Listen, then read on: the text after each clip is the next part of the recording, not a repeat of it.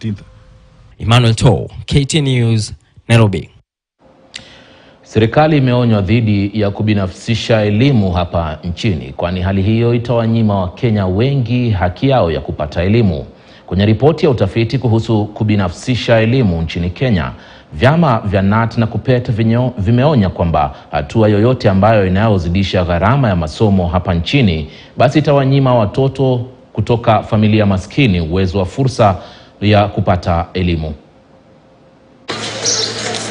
Uhaba wa shule za umma katika mitaa ya mabanda na maeneo mengine yenye ugumu umetajwa kwa sababu kubwa ya ongezeko la shule za binafsi. Takwimu zimeonyesha kwamba katika mitaa ya mabanda shule za umma zinakadiriwa kuwa 4% pekee, kumaanisha elimu katika maeneo hayo inawategemea uwekezaji binafsi. When the ministry was going around the schools, I could check and see that they were not visiting public schools, because I never saw any visiting a school where learners are taught and are trained. We cannot sit back and see education being privatized and commercialized.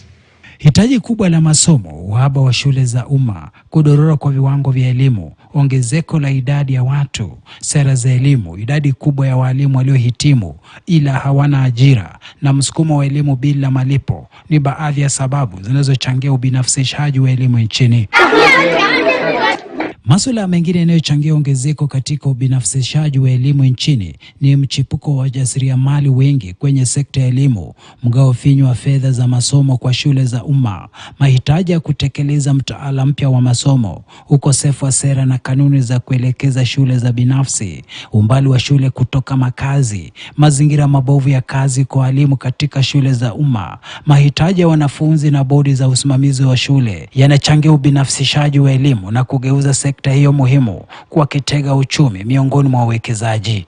It is clear that the education sector is in a mess considering the inconsistent and unclear policies such as the current implementation of the new competency curriculum CBC. So this is a wake-up call that we need a national dialogue on education.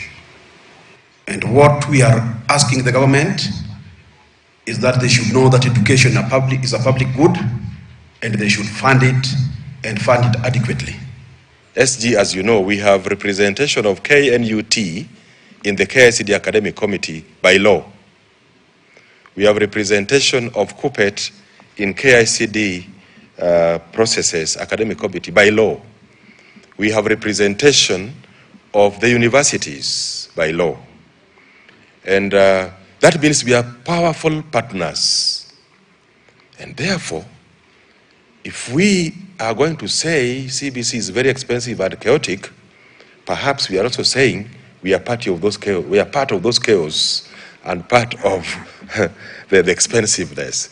Ripoti iliyozinduliwa na vyama vya KNUT na KUPET kuhusu ubinafsishaji wa elimu na kugeuza masomo kwa kitega uchumi inaonyesha kwamba uwekezaji wa serikali kwenye shule za umma haujalingana na mahitaji yaliyopo, hali inayosababisha viwango duni vya masomo katika shule za umma.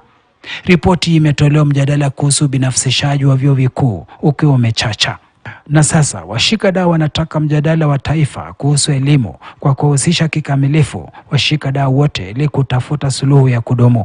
Mapendekezo mengine ni kwa serikali kujenga shule zaidi za umma katika mitaa ya mabanda, kuongeza mgao wa ufadhili wa masomo na kuzikarabati shule zote za umma ili kuzifanya ziwe za kupendeza na kuvutia na kuajiri walimu zaidi. Shadrack Miti, KTN News.